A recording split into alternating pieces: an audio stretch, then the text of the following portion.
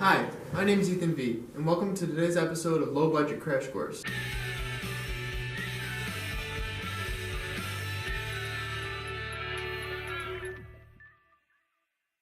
Today we will be comparing James McTeigue's V for Vendetta and George Orwell's 1984. Ooh, Mr. V, your name has a V in it, but so does V for Vendetta. Oh, me from the past. One day you'll actually be able to make real literary comparisons instead of just comparing letters. Hopefully. In the year 1948, George Orwell decides to write his book 1984. However, in the actual year 1984, James McTeigue decides to create a story called V for Vendetta, which takes place another 40 years after that. I agree, the years are very confusing. I'm not really sure why they flip-flop the numbers by that. But anyways, McTeigue's V for Vendetta tells a story of a man named V who tries to go against his current oppressive government by leading his own rebellion. While as Orwell's 1984 tells the story of a man named Winston Smith who tries to lead his own peaceful rebellion from within the government where he already works. In the book 1984, Orwell depicts this story to let people know what's going to happen in the future if they continue their ways like they have in the year 1948 all the way through the actual year 1984. However, in V for Vendetta, the story is written both as homage to the original 1984, but also to say that it might not have happened yet in the actual year 1984, but if we continue to do these things, then it will happen in the future. Welcome to the low-budget thought bubble. In order to best compare George Orwell's 1984 to McTeigue's V for Vendetta, I thought the best way would be to make a similarities and differences chart, starting with similarities. So our first similarity is going to be that they both take place in a dystopian future, or a dystopia. The definition of a dystopia, according to Merriam-Webster Dictionary, is a place where people do often live in fear, but are mostly ruled by a totalitarian government in the future where they feel dehumanized. These dehumanized people are often very fearful for their lives because the government is completely controlling them in everything that they do, which occurs both in 1984 as with like Big Brother and his regime and everything, and also occurs in V for Vendetta with the British Parliament kind of controlling everything that everybody does. The second common thing between these two is that both have a story of rebellion. In Orwell's 1984, the main character, Winston, tries to lead his own rebellion where he revolts against the party and their government and tries to run away with a girl and was just trying to basically avoid that anything that could possibly do with the government and revolt against it by actually gaining knowledge himself and saying that the party does stuff that is wrong. Whereas in V for Vendetta, the main character, V, likes to fight against the government in more obvious ways, like blowing up their buildings, or destroying property, or killing individuals that are really closely linked with the government. Our third similarity between the two is a love story.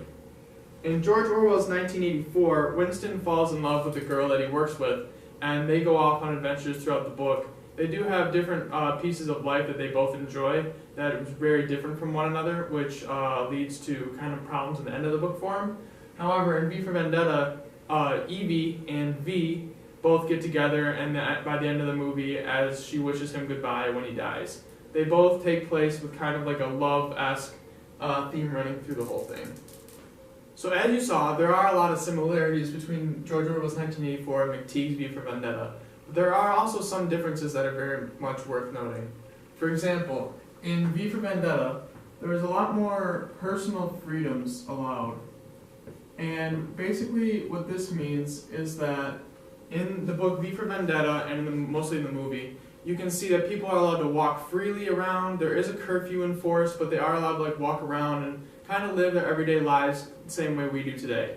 Whereas in 1984, this is strictly not allowed. You're only allowed to go and do the thing, go into your work, and go home, and you're surveilled the whole entire time. You're always being watched.